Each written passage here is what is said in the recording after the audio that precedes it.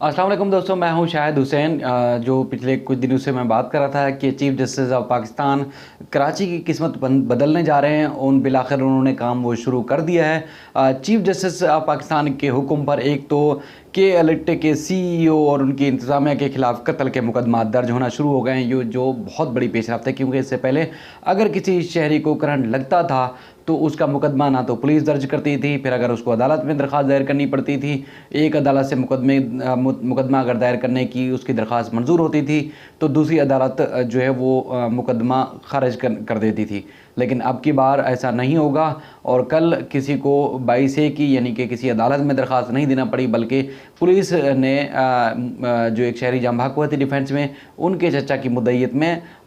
बग़ैर किसी दबाव के उन्होंने मुकदमा दर्ज कर दिया CEO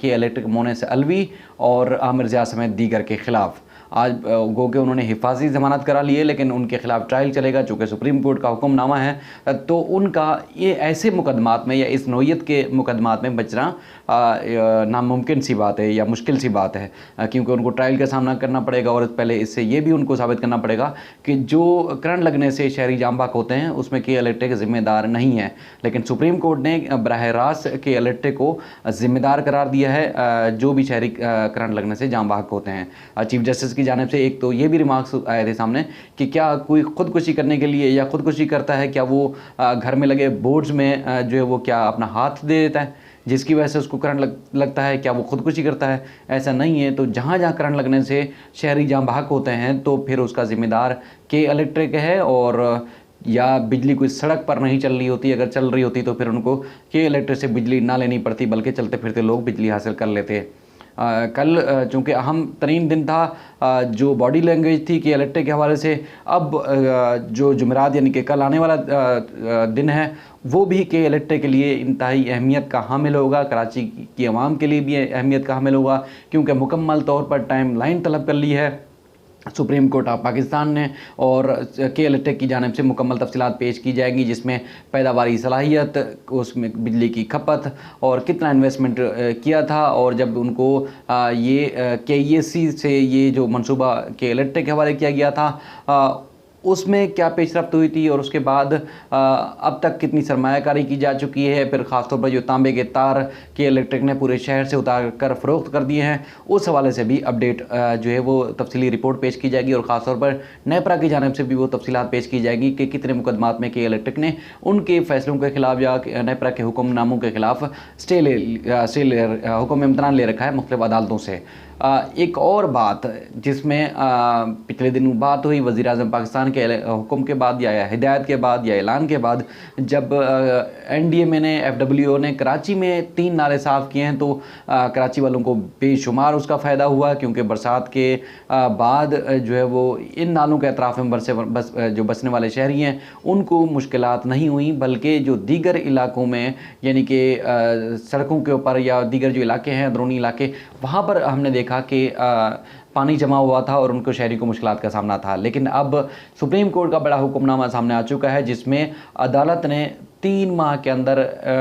NDMA को, नेशनल डिज़ास्टर मैनेजमेंट को हुक्म दिया है कि शहर के जितने भी नाले हैं उनको मुकम्मल तौर पर साफ़ करें। 38 जो थे वो बड़े नाले, 514 छोटे नालों के हवाले से बताया गया कमिश्नर कराची की तरफ से। अब NDMA करेगा साफ़ नाले और इनके ऊपर जो कायम मुकम्मल तजावज़ात हैं वो भी NDMA क्लियर करवाएगा। उसके बाद कचरा निकालने के बाद उसको ठिकाने भी लगाना है। इससे पहले हम देखते हैं सूबाई हुकूमत की तरफ से या मेयर कराची की जानिब से या चेयरमैन जो थे या DMCs की तरफ से जो नाले साफ़ किए गए थे उनका कचरा उठाकर नाले से निकालकर साइड में रख दिया गया और दोबारा वो नालों के अंदर चला गया। पैसा भी ज़ाया हुआ लेकिन उसका फ़ायदा कहीं नहीं हुआ। एक तो ये बात हो गई। दूसरा, तीनों जजेस चीफ जस्टिस ऑफ पाकिस्तान, उसके बाद सीनियर जजेस जो हैं जस्टिस फैसल अरब और जस्टिस इजाज़ुल अहसन, आज भी उनकी जो बॉडी लैंग्वेज थी वो इंतहाई रंजीदा भी थी, संजीदा भी थी और इंतहाई सख्त भी थी सूबाई हुकूमत की कारकर्दगी के हवाले से। क्योंकि जब कोई भी सियासी जमात या मीडिया अगर किसी सियासी जमात की कारकर्दगी के ऊपर सवाल उठाता है तो उसको इतना कोई संजीदा नहीं लेता। लेकिन जो आज सुप्रीम कोर्ट की जानिब से रिमार्क सामने आए हैं सूबाई हुकूमत की कारकर्दगी के ऊपर, वो इंतहाई सोचने पर मजबूर कर देते हैं हर पाकिस्तानी को। एक तो सुप्रीम कोर्ट ने बार बार, चीफ जस्टिस ने भी ये समाअत के दौरान अपने रिमार्क्स में कहा, और जस्टिस एजाज अहसन ने भी, और ख़ासतौर पर जस्टिस फैसल अरब ने भी वो समाअत के दौरान ये बात की कि एक तो ये है कि क्या पाकिस्तान जो गरीब ममालिक का जिनका जिक्र किया जाता है, 100 ममालिक, इवन के अगर 50 ममालिक भी होंगे, तो क्या पाकिस्तान की सलाहियत उन 50 ममालिक जितनी भी नहीं है कि शहरियों को बुनियादी हकूक़ दे सके, जिसमें उनकी सफाई सुथराई का निज़ाम बेहतर करना हो, साफ़ पानी देना है, नाले साफ़ करने हैं, उनके बुनियादी हकूक़ यानी कि बिजली देनी है। और उसके बाद जस्टिस फैसल अरब की जानिब से तो ये भी कहा गया कि सेहत और तालीम का मामला तो बाद में आता है, वो तो बुनियादी इशू है, लेकिन हम जब ये पानी और कचरा और गंदगी जब साफ़ नहीं कर रहे, तो फिर तालीम और सेहत की तरफ किस तरह जाएंगे। एक तो ये बात उन्होंने बड़ी सोचने पर मजबूर कर देने वाली बात की है कि पाकिस्तान की गवर्नेंस जो है वो कहाँ गई, और सूबाई हुकूमत का कितना बड़ा फेलियर है कि कोई एक मंसूबे के बारे में नहीं बताया जा सका अदालत में कि जिसमें सूबाई हुकूमत ने वो मंसूबा शुरू किया हो, उसको पाया तकमील तक पहुँचाया हो। और इस पर चीफ जस्टिस की तरफ से रिमार्क्स सामने आए जिसमें कहा गया है कि कराची से लेकर कश्मीर तक कोई एक इलाका ऐसा नहीं है, कोई एक जगह ऐसी नहीं है जिसकी हम मिसाल दे सकें कि इस इलाके को इन 12 सालों में सूबाई हुकूमत ने बनाया। ख़ास तौर पर शहरों के जिक्र भी किए गए कि जो लड़काना थरपारकर और इवन के सखर में भी अगर कोई मंसूबा शुरू किया गया है, अगर कोई शुरू हुआ है, तो उसका पैसा सारा का सारा करप्शन की नज़र हो गया है, और उसके बाद वो मंसूबा आज तक मुकम्मल नहीं हो सका है। एक तो चीफ जस्टिस की तरफ से ये भी कहा गया है कि तमाम इदारों में तकरीबन रिश्तेदार आपस में मुलाजमतों पर लगे हुए हैं। कोई डीजी है तो कोई एमडी है तो कोई क्या है तो कोई क्या है, इवन के क्लर्क भी आपस में रिश्तेदार भर्ती किए गए हैं, और फिर उनकी पूरी चैन ऑफ कमांड होती है जो मुकम्मल तौर पर करप्शन में एक दूसरे की मावनत करती है या एक दूसरे को बचाते हैं। तो ये भी इंतहाई संजीदा और सख्त रिमार्क्स है। एक और बात जो अदालत में सामने आई, जब लीमू गोट, एक कराची का इलाका है लीमू गोट, तो वहाँ पर तजावज़ात के ख़ात्मे के हवाले से बात हुई, जिसमें 300 फुट नाला था, वो इतना अब छोटा हो चुका है कि अब 12 फुट बड़ी मुश्किल से रह चुका है। उसमें तजावज़ात कायम हो चुके हैं। एक खातून की जानिब से दरख्वास्त दायर की गई थी, उसके ऊपर जब समाअत जारी थी तो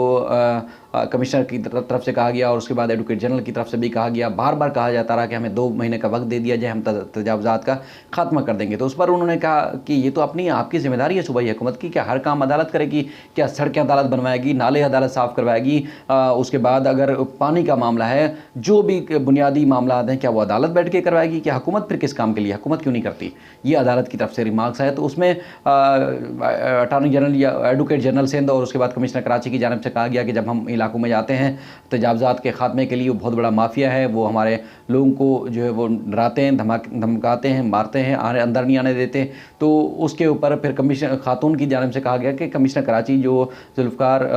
इफ्तिखार शलवानी हैं, वो माफियाज़ के साथ, उन इलाके के लोगों के साथ मिले हुए उनको बचा रहे हैं। तो चीफ जस्टिस ने कहा कि अगर उनके साथ ये मिले हुए तो फिर ये भी नहीं रहेंगे, इनको भी हम नहीं छोड़ेंगे, कमिश्नर कराची के हवाले से उन्होंने कहा। दूसरा, उन्होंने अपने रिमार्क्स के दौरान जो बात की, कराची को वफाक के हवाले किए जाने के हवाले से भी बात वहाँ देखी, पहली दफ़ा हमने सुनी, क्योंकि इससे पहले मीडिया पर और मुख्तलिफ फोरम्स पर बात हमने देखी, सुनी और रिपोर्ट होती रही, लेकिन अब ऑफिशियल तरीके से एक बात हुई कमरे अदालत के अंदर। उसमें जो है वो एक तो उन्होंने advocate general attorney general Pakistan Khalid Javed Khan साहब से पूछा कि क्या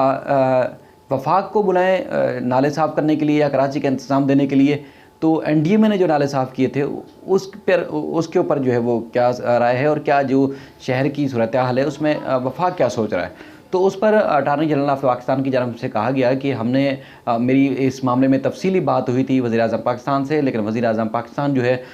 वो सूबाई हुकूमत के मामलात में मुदाखलत नहीं करना चाहते, लेकिन ऐसी सूरत हाल में हम कराची की आवाम को तनहा नहीं छोड़ सकते। मुख्तलिफ जो आइनी और कानूनी ऑप्शन हैं वो ज़ेर गौर हैं, मुस्तक़बिल में कुछ फ़ैसला हो सकता है, लेकिन फ़िल वक्त नहीं है। तो उस पर अदालत ने फिर सीनियर वकील हैं मुनीर मलिक साहब, और उनको बैठे होते उनसे मुखातब किया। चीफ जस्टिस ने उनको कहा कि मुनीर मलिक साहब, ये तो बड़ी संगीन सूरत हाल है कि जब कराची मेगा सिटी है, शहर संभाला नहीं जा रहा, और एक गोठ नहीं बल्कि पूरा शहर गोठ का मंजर पेश कर रहा है। यहाँ कोई बुनियादी मसाइल नहीं है, हर आदमी जो है करप्शन कर रहा है, और मुकम्मल तौर पर हुकूमत नाकाम हो चुकी है, तो फिर आपकी क्या राय है? तो उसमें उन्होंने भी यही कहा कि चूँकि आप जो इस मामले में सोच रहे हैं, जो करना चाह रहे हैं, जो फ़ैसला करेंगे, तो उसमें फिर मेरी क्या राय हो सकती है? चूँकि आप चीफ़ जस्टिस ऑफ पाकिस्तान है, इसलिए जो फ़ैसला करना चाहें वो बेहतर होगा। उसके बाद जब समाअत ख़त्म हुई तो उसके बाद हमने सीनियर वकला से भी ये बात पूछने की कोशिश की कि मुनीर मलिक साहब को क्यों बुलाया था, क्योंकि वो तो केस में भी नहीं थे, तो क्या वजह थी? तो उन सीनियर वकला की, कुछ वकला की राय ये भी है कि चूँकि कोई भी इक़दाम होता है तो फिर अक्सर हम देखते हैं कि वकला तहरीकें शुरू हो जाती हैं। तो इसलिए चीफ़ जस्टिस ने उनसे पूछा, चूँकि वो सीनियर वकील हैं और वकला तहरीक में भी मुतहरिक रहे हैं, तो उनकी चीफ़ जस्टिस की कोशिश थी कि कोई ऐसी चीज़ ना रह जाए जिसकी वजह से कल को वकला एतराज़ करें, तो इसलिए वकील से मशवरा लिया गया। दूसरा जो मामला था, एक तो एनडीएमए को अब कहा है कि 3 महीने में नाले साफ़ करें, और उसके बाद किडनी हिल की जो पार्क है उसमें एक मज़ार के कहा गया कि उसमें तोसी की जा रही है, और उसके बाद मज़ार को भी एक कब्ज़े का ज़रिया करार दिया चीफ़ जस्टिस साहब ने, और उसके बाद कमिश्नर कराची को कहा कि मुकम्मल उसमें तजावुज़ात का खात्मा करें। फिर केपीटी वाला मामला सामने आया। केपीटी की जो हाउसिंग सोसाइटी के लिए जो ज़मीन दी जाती है, आपको हैरानगी होगी केपीटी की ज़मीन की 10 पैसे फ़ी गज़, 10 पैसे, 10 रुपए नहीं, 10 पैसे फ़ी गज़ जो है वो लीज़ पर ज़मीन दी गई केपीटी की हाउसिंग सोसाइटी के लिए। कितने शर्म और कितने अफ़सोस की बात है कि करोड़ों रुपए की ज़मीन, और ये अदालत में भी बात आई कि अगर कोई भी सोसाइटी तामीर करता है या बनाता है या कोई भी प्रोजेक्ट के लिए ज़मीन ख़रीदता है, तो उसके बाद वो ख़रीद कर खुद अपने ज़ाती इस्तेमाल पे तो नहीं लाते ना, वो रीसेल करते हैं। 10 रुपए की ज़मीन लेके या 10 पैसे की ज़मीन लेकर वो करोड़ों रुपए आगे फ़रोख्त कर देते होंगे। क्या इतनी सस्ती हो गई है ज़मीन के उसका जो है वो 10 पैसे में फ़रोख्त कर दी जाए? चेयरमैन केपीटी ने खुद बार-बार इस बात का अदालत में एतराफ़ किया कि 10 पैसे फ़ी गज़ ज़मीन केपीटी की लीज़ पर दी गई हाउसिंग सोसाइटी के लिए। तो अदालत ने एक तो हाउसिंग सोसाइटी ख़त्म करने का हुक्म दे दिया, दूसरा जो मुतासरीन हैं उनको मज़ीद अदायगी करने से भी रोक दिया है, और कहा कि सिविल सूट में जाकर मज़ीद इसका फ़ैसला होगा। उसके बाद जस्टिस फ़ैसल अरब की तरफ से भी चीज़ें बहुत सारी सामने आईं। इजाज़ुल अहसन की तरफ से भी सख्त रिमार्क्स आए। उन्होंने कहा कि ये इस तरह मेगा सिटी किस तरह चलते हैं, ऐसा लग रहा है कराची में जिसकी लाठी उसकी भैंस। फ़ैसल अरब साहब ने कहा कि अब तो ऐसा लगता है कि रिमोट एरिया, यानी कि जो पसमानदा इलाके हैं वहाँ पर भी माफियाज़ इतना जो है वो इतना माफियाज़ जो है वो बन चुके हैं, पल रहे हैं और इतनी कार्रवाइयाँ करते हैं कि अब तो उन्होंने शहरों को भी पीछे छोड़ दिया है। उन्होंने कहा कि पाकिस्तान का तकरीबन जो इकॉनमी है, जो मईशत है, 75% जो है पाकिस्तान की मईशत जो है वो डिपेंड करती है ज़री ज़मीनों के ऊपर, कपास के ऊपर। मैं ख़ुद भी किसान हूँ, लेकिन वहाँ की टेल पर पानी नहीं पहुँचता। ऊपर जो है किसान या ज़िम्मेदार जो हैं या वडेरे हैं वो पानी पहुँचने नहीं देते, और एक मजिस्ट्रेट ने भी कोशिश की थी कि टेल तक पानी पहुँचे। तो वहाँ के जो माफिया हैं उन्होंने जो है वो उस जज को, उस मजिस्ट्रेट को हटवाने के लिए कोशिश की। तो इस तरह की बात आई। उसके बाद चीफ जस्टिस ने और भी बहुत ज़्यादा बातें की। आज की उनकी बॉडी लैंग्वेज से मुझे लग रहा था बार बार, जो 2-3 दिन पहले मुसलसल, क्योंकि 10 तारीख के बाद से वो सुप्रीम कोर्ट रजिस्ट्री में समाअत कर रहे हैं केसेस की, तो मुझे आज लग रहा था कि वो पहले की निस्बत ज़्यादा एग्रेसिव थे, बहुत ज़्यादा सख्त उनका लबो लहजा था, क्योंकि वो इस हद तक जो है वो बराह रास्त जो है वो रिमार्क्स नहीं दे रहे थे। लेकिन आज उनकी जानिब से जो रिमार्क्स आए हैं वो हिला देने वाले हैं। इससे पहले भी जजेस की तरफ से बहुत सख्त रिमार्क्स भी आते हैं, हुक्मनामे भी लिखवाए जाते हैं, लेकिन अब की बार जो हुक्मनामा सामने आया है और ख़ास तौर पर जो उनकी कार्रवाइयाँ हैं, वो मुझे लगता है कि कराची की आवाम की हालत को बदलेंगे। क्योंकि उन्होंने करार दिया है कि जिस तरह कोरोना में सब बंद था, तो उसके बाद सबसे ज़्यादा पहले जो खोला गया है सिंध में, वो सब रजिस्ट्रार, यानी कि जो ज़मीनों की लीज़ करता है जो इदारा, उन अफसरान उनको खोला गया है। फिर हर आदमी करप्शन में लगा हुआ है। सिंध का कोई ऐसा इदारा नहीं, कोई ऐसा महकमा नहीं जो पैसे ना बना रहा हो। वज़ीर आला भी हेलीकॉप्टर के 2 चक्कर लगाते हैं, उसके बाद आके बैठ जाते हैं। बरसात होने वाली थी तो उस पर ख़ास तौर पर मनसूबाबंदी की जानी चाहिए थी, मनसूबाबंदी नहीं की गई। और 40 साल से मुल्क को लूटा जा रहा है, और ख़ास तौर पर 70 सालों में तो कोई ऐसा मनसूबा ही नहीं बनाया गया, कोई ऐसी प्लानिंग ही नहीं की गई कि मुल्क को कैसे चलाया जाएगा। और उन्होंने एक रिमार्क्स में कहा कि मुल्क जो है अब तक कर्ज़ों पर चल रहा है। तो ये सूरत हाल थी। उन्होंने वफाक के हवाले से भी कहा कि सूबा अगर नाकाम हो गया तो फिर वफाक क्या हम वफाक से मदद तलब करें। तो ये बहुत सारी बातें ऐसी थी, लेकिन कल का जो दिन है वो और ज़्यादा अहम है, क्योंकि के इलेक्ट्रिक जो गैर एलानिया लोड शेडिंग करता है और उसके बाद के इलेक्ट्रिक का ये दावा है कि 70% इलाकों में उन्होंने बिजली की लोड शेडिंग ख़त्म कर दी है।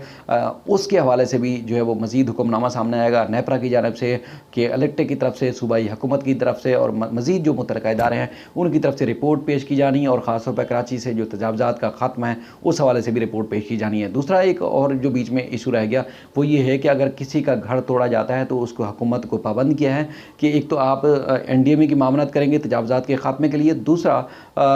जो लोग बेदखल होते हैं, बेघर होते हैं, तो उनको जो है वो मुतबादिल ज़मीन भी फ़राहम की जाएगी और मुतबादिल जगह भी दी जाएगी, चाहे वो हुकूमत अपनी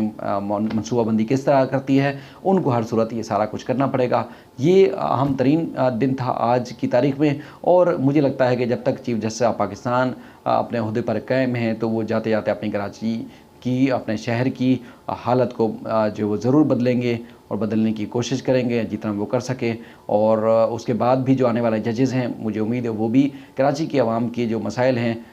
उस पर वो ज़रूर नज़रसानी करेंगे और कराची के अवाम की बेहतरी के लिए काम करेंगे, क्योंकि जितने भी सियासी जमातें हैं या कोई इदारा है वो असल जो कराची का हक़ है वो अदा नहीं करता, और कराची के अवाम आज तक रुल रहे हैं। और जिस तरह की शहर की सूरत हाल हो जाए, किसी भी छोटी सी छोटी गली में, बड़ी से बड़ी गली में, रोड्स पर चले जाएँ, हर 1 किलोमीटर क्या उससे भी पहले आप चले जाएँ, आपको गटर का ढक्कन नहीं मिलेगा, नाले उबल रहे होंगे, गटर उबल रहे होंगे, गंदगी होगी, मच्छर होंगे, जरासीम होंगे। और ये बात चीफ़ जस्टिस की तरफ से भी की गई, और किसी के पास, किसी इदारे के पास कोई जवाब नहीं था कि वो चीफ़ जस्टिस के इन रिमार्क्स का जो है वो जवाब देते और अपना कुछ सेफ साइड करते हैं। फिर किसी और मौजू के साथ, बल्कि कल सुप्रीम कोर्ट में जो केसेस होने उस हवाले से मैं भी आपको अपडेट करूँगा। तब तक के लिए अल्लाह हाफ़िज़।